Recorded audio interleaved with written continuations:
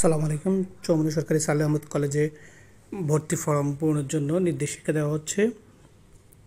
শুরুতে আমরা মোবাইলের ক্রোমে যাব। ক্রোমে গিয়ে আমরা এই যে অ্যাড্রেস বারে যে ইউআরএল দেখা যাচ্ছে, এটা ঠিকানা দেওয়া যাচ্ছে, এখানে আমরা এটা লিখব।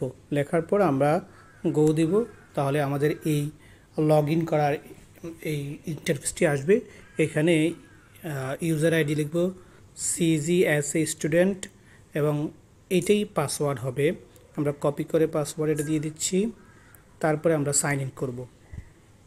সাইন ইন করার পরে এখানে অনেক কিছু আছে, এখানে অ্যাডমিশন আছে, এখানে রিসিট প্রিন্ট আছে, অনেক কিছু আছে। আমরা অ্যাডমিশনে ক্লিক করব। ক্লিক করার পরে আমরা নিচে এই যে ক্লিক অ্যাডমিশন ফর্ম, এখানে ক্লিক করব। ক্লিক করার পরে আমার এই ইন্টারফেসটি আসবে।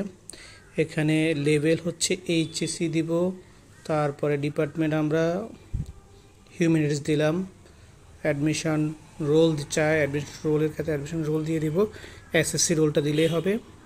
তারপরে চেক ফর অ্যাডমিশন ফর্ম, এখানে ফর্ম চলে আসবে। এখানে অনেকগুলো ফিল্ড আছে, আমরা একটা একটা করে সবগুলো ফিল্ড পূরণ করব। এখানে বলে রাখি, এখানে যেখানটায় স্টার মার্ক আছে ছোট করে, এই যে নেম ইংলিশ স্টার মার্ক দেওয়া, যত ফিল্ডে স্টার মার্ক দেওয়া থাকবে সব এগুলো পূরণ করা বাধ্যতামূলক।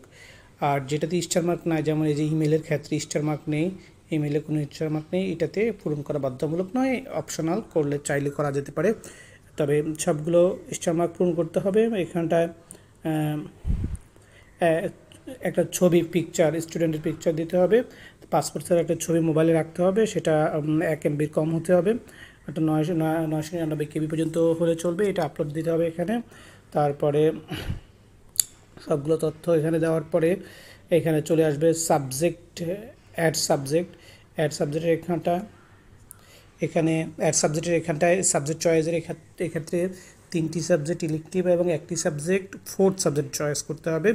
তো সায়েন্সের ক্ষেত্রে বায়োলজি এবং ম্যাথ, এটির একটি হবে, যে কোনো একটি ইলেকটিভ হবে আর একটি 4th সাবজেক্ট হবে। আর কমার্সের ক্ষেত্রে 4th সাবজেক্ট হিসেবে শুধু ইকোনমিক্স নেওয়া যাবে, আর আমাদের ব্যবসা সংগঠন ও ব্যবস্থাপনা, তারপরে হিসাব বিজ্ঞান, তারপরে হচ্ছে ফিনান্স, এই 3টে হবে ইলেকটিভ।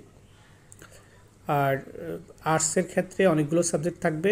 এখানে অনেকগুলো সাবজেক্টের মধ্যে শুধু ইসলাম শিক্ষাকে অপশনাল নেওয়া যাবে, ম্যান্ডেটরি নেওয়া যাবে না। এছাড়া সকল সাবজেক্ট এখানে যতগুলো পাওয়া যাবে সবগুলোকে অপশনাল অথবা ম্যান্ডেটরি, মানে ইলেকটিভ অথবা 4th, যে কোনো এক ফরম্যাটে নেওয়া যাবে। যদি কোনো সাবজেক্ট ভুলে ইলেকটিভ নির্বাচিত হয়ে যায় বা 4th সাবজেক্ট নিয়ে যাবে, এখান থেকে ডিলিট করে আবার নতুন করে আমরা সিলেক্ট করতে পারবো। সিলেক্ট করার পরে এখানে সেভ বাটনে সেভ করে দিব। সেভ করে দেওয়ার পরে আমাকে এরপরে আমাকে পেমেন্ট করতে হবে। পেমেন্ট করার জন্য এইখানটায় যে শুরুতে এই যে আমরা যে পেজে আসলাম সেখানটায় এই যে পে থ্রু সোনালী পে, এটাতে ক্লিক করব। ক্লিক করার পরে এখানটায় রোল চাইবে, আমরা শুধু রোলটা দিয়ে দিব, এসএ রোল দিয়ে কানেক্ট সোনালী পে দিব। দিলে আমাদের এখানে এই ইন্টারফেসটি আসবে। কেউ যদি সোনালী ব্যাংকের অ্যাকাউন্টের মাধ্যমে টাকা ফিটা পরিশোধ করতে চায়, তাহলে সে এখানটা সোনালী ব্যাংক টাচ করে অ্যাকাউন্টে টাচ করবে, তারপরে ব্যাংক অ্যাকাউন্ট এবং আরও প্রয়োজনীয় তথ্য দিলে টাকা পরিশোধ করা হয়ে যাবে। কেউ যদি মোবাইল ব্যাংকিংয়ের মাধ্যমে পে করতে চায়, তাহলে মোবাইল ব্যাংকে টাচ করবে। টাচ করে এখানে অনেকগুলো মোবাইল ব্যাংকের অপশান আছে, নগদ আছে, রকেট আছে, বিকাশ আছে, উপায় আছে, সেলফিন আছে, তারপরে ওকে ওয়ালেট, মেঘনা, আর অন্যান্যগুলো আছে। যেটা ভালো লাগে সেটা দিয়ে পে করা যাবে। এগুলো টাচ করলে এরপরে এদের নাম্বারটা চাইবে, নাম্বার দিয়ে কনফার্ম করলে পে হয়ে যাবে। এবং শুরুতে আমাদেরকে দেখাবে ট্রানজ্যাকশান ফি কত।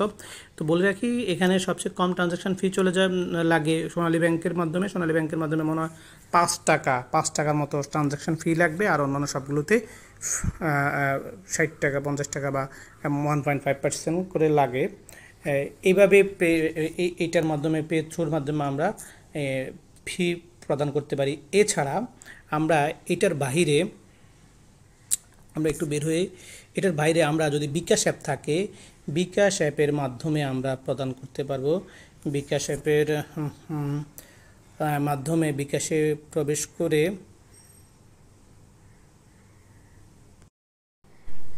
বিকাশে প্রবেশ করে বিকাশের এই যে এডুকেশন ফি, এখানে গিয়ে প্রতিষ্ঠানের নাম এখানটায় চৌমুনি CHOW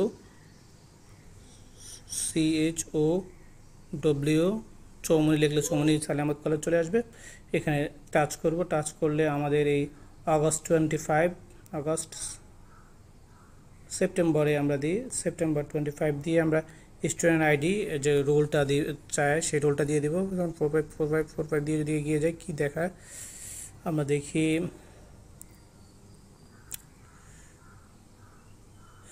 যে এখানটা যদি আমি এই পে করতে চাই তাহলে এই যে 2685 টাকা ফি দেখাচ্ছে এবং এখানটায় চার্জ সহ সম্ভবত ফিটা দেখা যাচ্ছে, কিংবা চার্জ ছাড়া যাই হোক এটার মাধ্যমে এরপরে পরের ধাপে আমার ব্যালেন্স নাই বলে ব্যালেন্সটা আগে বিকাশে থাকতে হবে, তারপরে পরের ধাপে গিয়ে এখান থেকে পে করা যাবে। তারপরে ফি পে হয়ে যাওয়ার পরে সরাসরি আবার আমি আমার যেখান থেকে আমি ফর্মটা পূরণ করছি সেখানে চলে আসব। সেখানে আসার পর আমাকে রিসিট এবং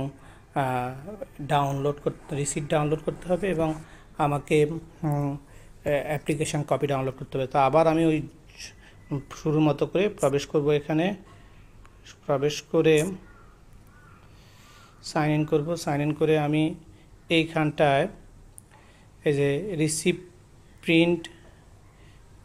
প্রিন্ট আছে, আবার এই যে এখানে রিসিট প্রিন্ট আছে, দেখি রিসিট প্রিন্টে রিসিট করব এবং অ্যাপ্লিকেশন ফর্ম রিপ্রিন্ট, এখানটাও অ্যাপ্লিকেশন ফর্ম রিপ্রিন্টে অ্যাপ্লিকেশন ফর্মটি ডাউনলোড করে নেব। ডাউনলোড করার পরে আমি দোকান থেকে প্রিন্ট করে প্রয়োজনীয় কাগজ সব নির্দিষ্ট ডেটে কলেজে এনে জমা দেব। তো এইভাবে আমরা আমাদের ভর্তি ফর্মটি অনলাইনে খুব সহজে পূরণ করতে পারি। সবাইকে ধন্যবাদ।